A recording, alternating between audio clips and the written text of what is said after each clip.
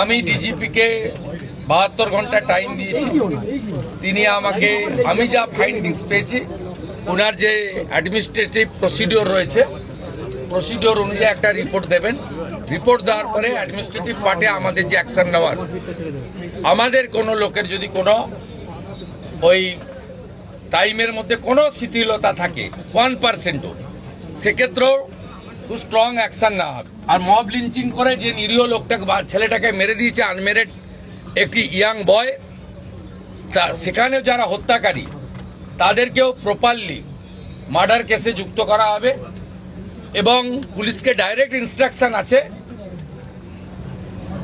যে যারা যারা হুলিগানিজম করেছে পুরো দিন ধরে তাদের এগেনস্টে অ্যাকশন হবে। তাদেরকে আমি পরিষ্কার বলে গেলাম, যারা উস্কানি দিয়েছে কারোর ইন্ধনে পলিটিক্যাল বায়াসনেস নিয়ে মিডিয়াতে পাবলিসিটির লোভে সোশ্যাল মিডিয়ায় চিপ ভিউয়ার্স বাড়ানোর জন্য ওদেরও কিন্তু ছাড়া হবে না, তো তারাও ভুগবে। এটুকু শুধু বারুইপুরের ইনসিডেন্ট নয়, কোথাও এই ধরনের ঘটনা এই রাজ্যে যাতে না ঘটে তার ব্যবস্থা প্রথম থেকেই নিচ্ছি।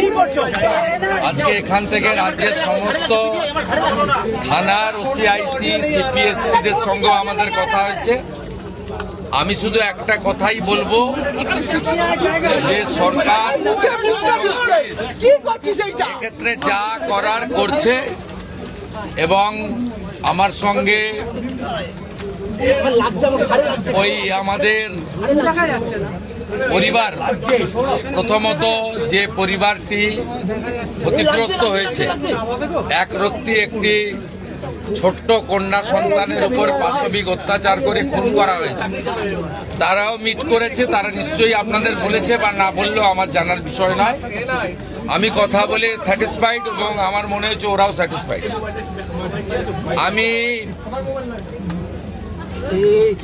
একটা প্রাইমারিলি পুলিশ যা বলেছে, দেখুন, I am not the investigating authority. Mob lynching করে যাকে পিটিয়ে মারা হয়েছে ইন্দ্রজিৎ মন্ডল, উনিও ইনোসেন্ট। পুলিশ আমাকে যা বলেছে এটা আমার কথা না, তার পরিবারের সঙ্গে আমি মিট করেছি, তিনিও জাস্টিস পাবেন।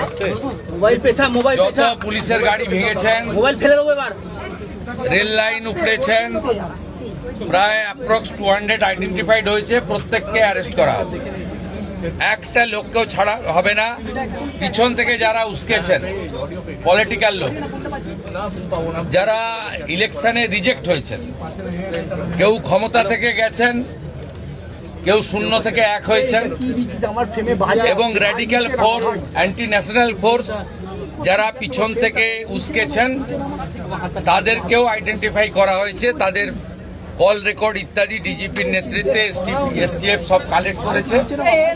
ওদেরকেও প্রপারলি লিসেন করা, ওদেরকেও ঠিক প্রপারলি শিক্ষা দেওয়ার কাজ সরকার করবে। ফার্স্ট অ্যান্ড ফরমোস্ট হচ্ছে 4 জনের মধ্যে 3 জন ধরা পড়েছে, আরেকজনকে ধরতে হবে, ওটা আমরা করছি। রিগার্ডিং কম্পেনসেশন, রিগার্ডিং অ্যাসিস্ট্যান্স, আমরা দুটো পরিবারের উপরই ছেড়ে দিয়েছিলাম।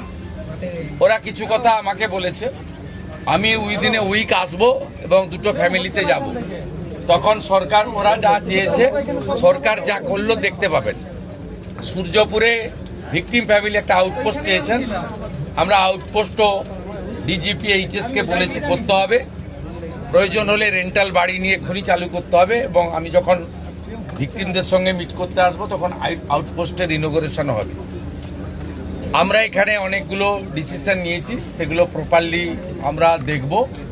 আপনারা ভিকটিম ফ্যামিলি যেমন কনফিডেন্স রেখেছেন সরকার পুলিশের উপরে, আপনারাও রাখতে পারেন।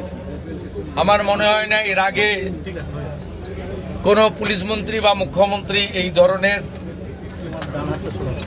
পীড়িত পরিবারের কথা শুনেছেন বা বলেছেন। আমি এটা মনে করি এটা ডিউটি, আগের লোক করেনি বলে যে আমি করব না তা না।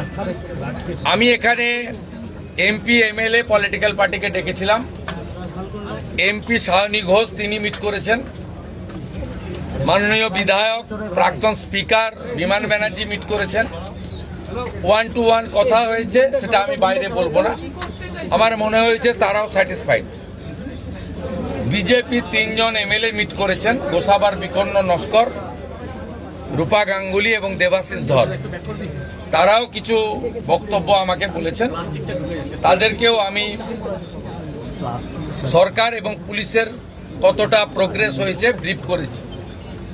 আমার বিশ্বাস, এবং এখান থেকে আমি ভার্চুয়ালি গোটা রাজ্যের সমস্ত থানার সঙ্গে যুক্ত হয়েছি, আমি তাদের পরিষ্কার বলেছি যে ঘটনা রোধ করতে হবে এবং প্রপার আপনার যে প্রসিডিওর আছে, ভারতীয় ন্যায় সংহিতা, সুপ্রিম কোর্টের একাধিক গাইডলাইন, জাতীয় মহিলা কমিশন, জাতীয় মহিলা শিশু রক্ষা কমিশন, পস্কো অ্যাক্টের আয়তায় যে গাইডলাইনগুলো আছে, হিউম্যান রাইটস কমিশনের যে গাইডলাইনগুলো আছে, রাজ্য সরকারের যে বর্তমান সরকারের যে মনোভাব, বারে বারে মুখ্যমন্ত্রী যে কথাগুলো বলছেন, তার মন্ত্রীরা বলছেন, ডিজিপি যে নির্দেশ দিচ্ছেন, এগুলো আপনাকে ফলো করতে হবে।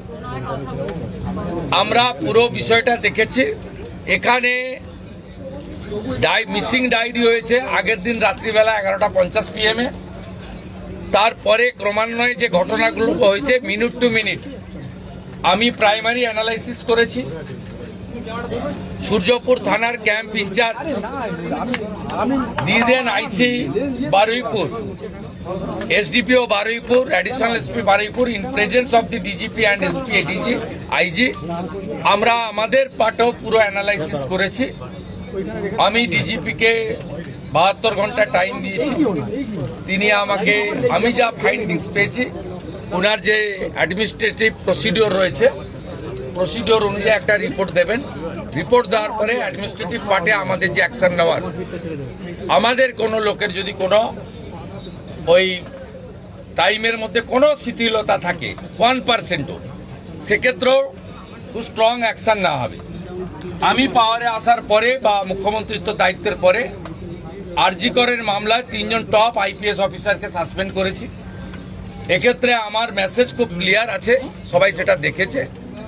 আমি খুব পার্সোনালি স্যাটিসফাইড যে ওইটুকু একটা বাচ্চা মেয়ের পরিবার, সেই পরিবার এন্টার আমার সঙ্গে প্রায় 10 জন বাবা মা সহ মিট করেছে এবং তারা কনফিডেন্স জানিয়েছে, আস্থা জানিয়েছে সরকারের উপরে, মুখ্যমন্ত্রীর উপরে, পুলিশের উপরে। এটা আমার আজকে বড় প্রাপ্তি। আর মব লিঞ্চিং করে যে নিরীহ লোকটাকে বা ছেলেটাকে মেরে দিয়েছে, আনমেরিড একটি ইয়াং বয়, সেখানে যারা হত্যাকারী তাদেরকেও প্রপারলি মার্ডার কেসে যুক্ত করা হবে এবং পুলিশকে ডাইরেক্ট ইনস্ট্রাকশন আছে যে যারা যারা হুলিগানিজম করেছে পুরো দিন ধরে তাদের এগেনস্টে অ্যাকশন হবে। আমি এখান থেকে বাইপাসের একটি প্রাইভেট হসপিটালে যাচ্ছি, 3 জন পুলিশ কর্মী ইনজোর্ড হয়ে ওখানে অ্যাডমিশন আছে, তাদের সঙ্গে আমি মিট করব।